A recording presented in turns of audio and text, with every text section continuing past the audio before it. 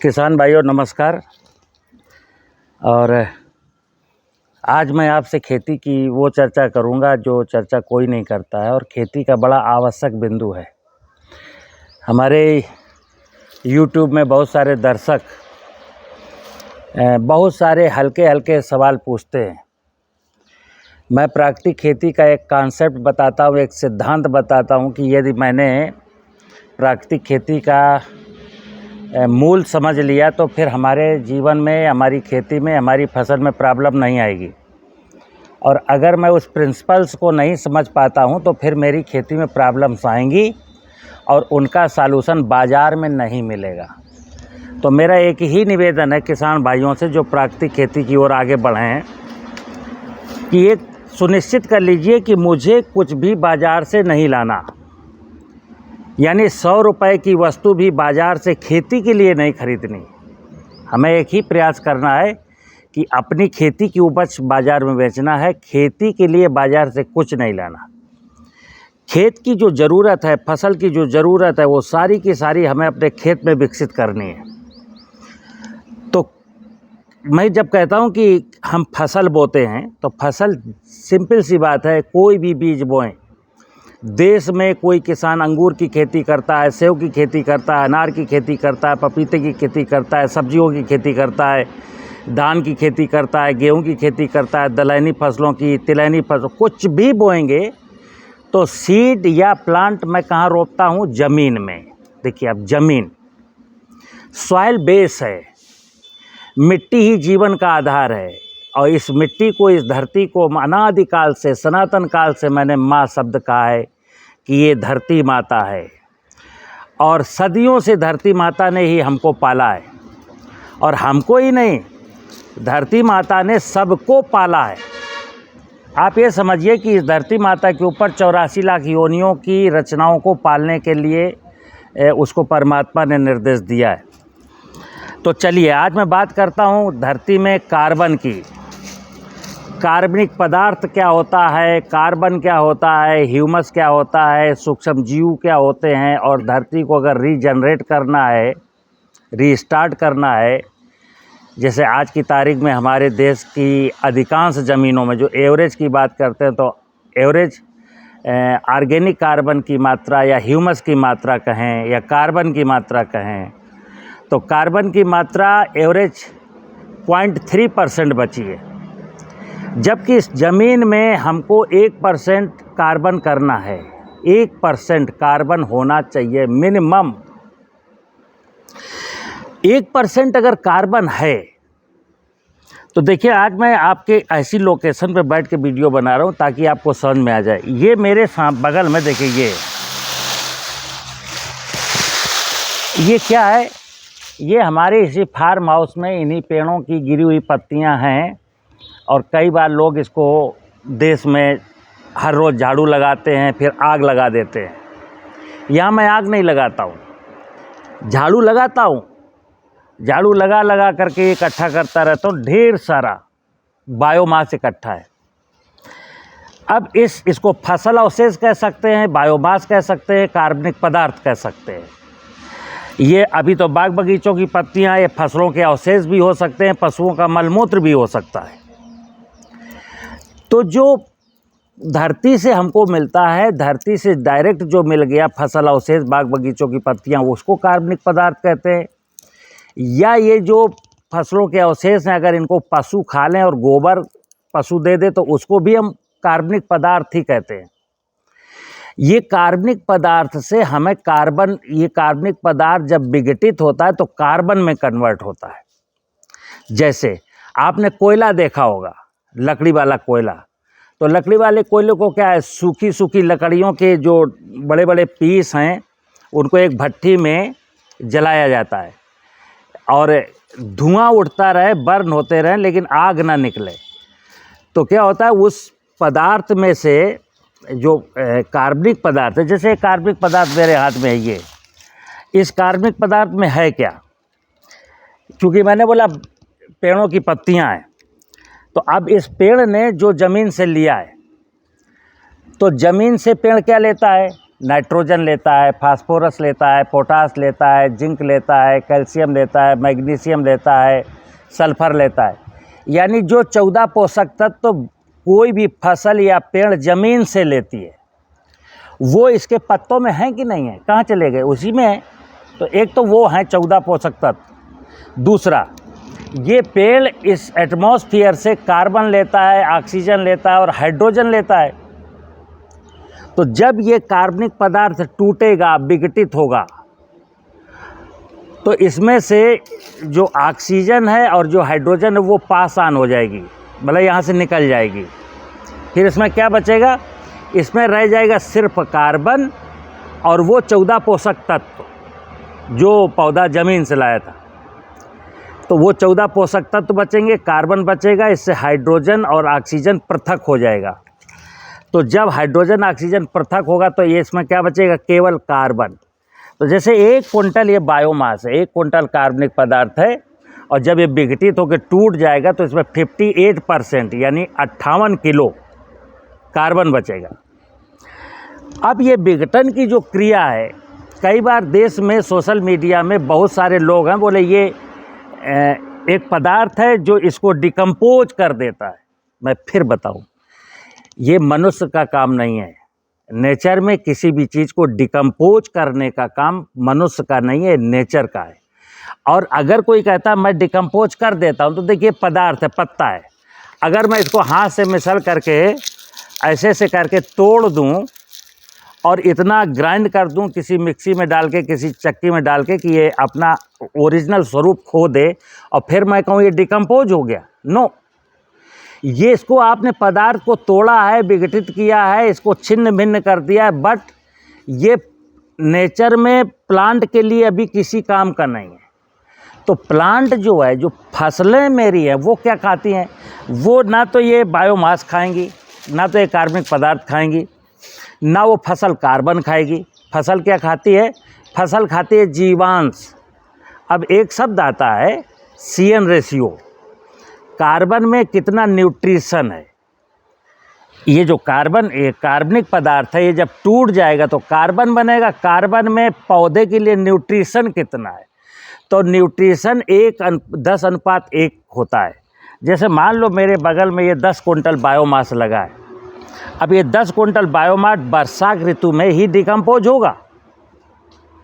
हम चाहें कि गर्मियों में इसमें कोई ऐसा पदार्थ स्प्रे कर दें कि डिकम्पोज हो जाए, सड़ जाए, नहीं सड़ेगा। लेकिन हाँ, अगर इसको अगेन एंड अगेन मैं वाटरिंग करता रहूँगा, सिंचाई करता रहूँगा, तो ये सकुलेंस हो जाएगा, ये टूटने की कगार पर आ जाएगा।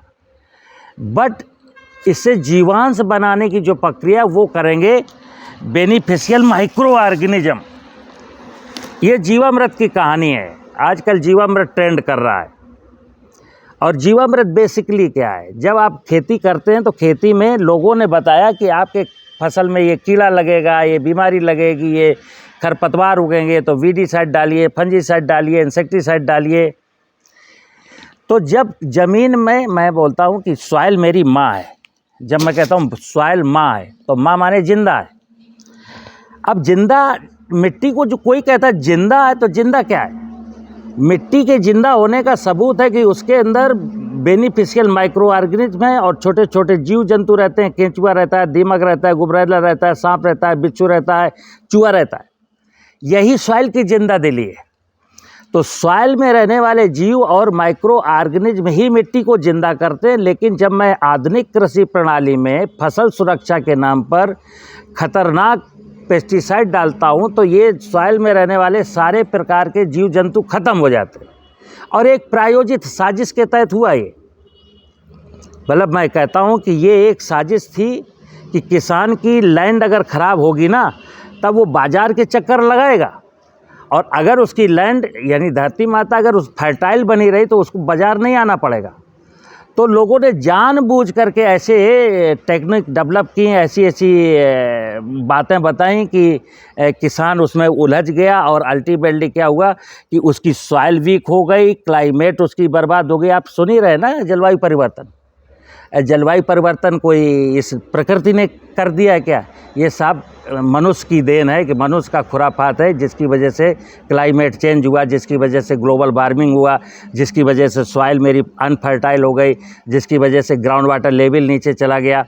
सब खेल हमने किया है और आधुनिक कृषि प्रणाली के चलते ये हुआ है। तो मैं एक ही चीज़ चाहता हूँ कि यदि देश के किसानों को आगे बढ़ना है, आमदनी खेत में अपनी आमदनी को बढ़ाना है, जो फसलों में लगने वाली लागत है उसको कम करना है, हेल्दी भोजन चाहिए, हेल्दी वायु चाहिए, हेल्दी वाटर चाहिए, तो फिर इस बात को समझना पड़ेगा जो मैं बताने जा रहा हूँ।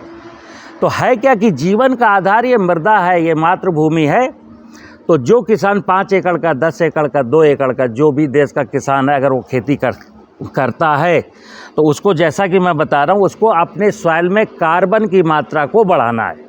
तो कार्बन की मात्रा को कैसे बढ़ाएगा? सिंपल सी कहानी है। आपके खेत में जो कुछ भी प्रोड्यूस मिलता है, प्रोड्यूस 2 प्रकार के होते हैं। एक ह्यूमन के लिए होता है कि डायरेक्ट मनुष्य यूज करता है, हम अनाज खाएं, फल खाएं, सब्जियां खाएं। तो एक्चुअल क्या है कि मनुष्य का जो वेस्टेज है ना, जब वो मल विसर्जित करता है तो नियमानुसार सनातन संस्कृति में इस मल को खेत में ही जाना चाहिए। लेकिन आधुनिक लाइफ स्टाइल में क्या हुआ कि आदमी जो है सुलभ शौचालय में जाने लगा, वो तो खेत के लाया हुआ सारा का सारा पदार्थ गड्ढे में डंप कर रहा है। अब अगली बात, पशु हमने पालना बंद कर दिया, गांव में पशुपालन कम हुआ और ये पशुपालन चला गया शहर में।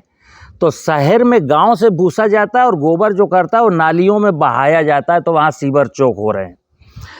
तो हम इतना ही कहते हैं कि जो भी रेजिड्यू मिलता है क्रॉप का, वृक्ष का, उसको संभाल करके रखिए और एक गड्ढा खोल लीजिए। जैसे मेरा ओपन पड़ा है, हमको करना क्या चाहिए था कि हमारे पास एक गड्ढा होता, कच्चा गड्ढा, उस कच्चे गड्ढे में पत्ते डाल देता और गड्ढे की खोदी हुई मिट्टी ऊपर से इस पर बुरक देता और इसको पानी का स्प्रे कर देता।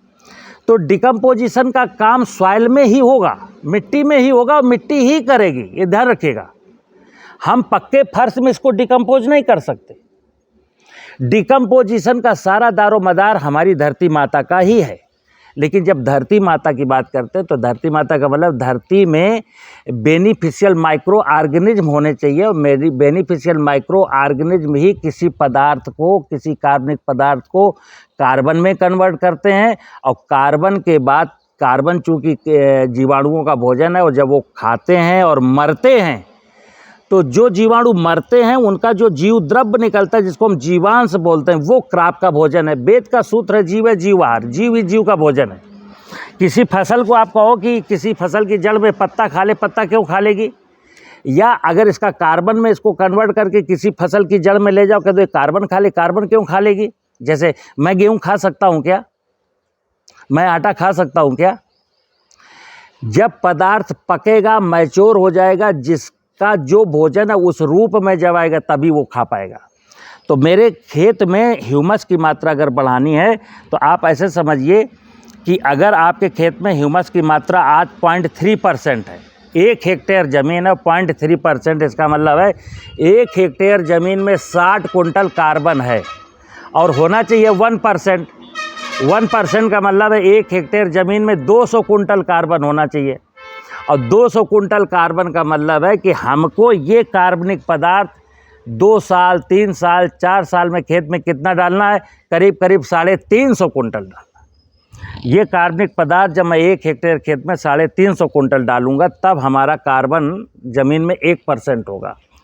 अब अगर कोई किसान कहता है कि साहब मैं अपने खेत में ये कार्बनिक पदार्थ इस तरीके का ला के डाल दूँ तो चल जाएगा, हमने कहा नहीं भाई, इसका सिस्टम समझो ना।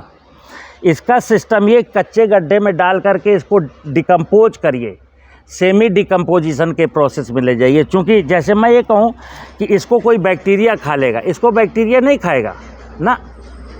ये जब विघटित होगा, टूटेगा, तो हालांकि बैक्टीरिया के संयोग से ही टूटेगा।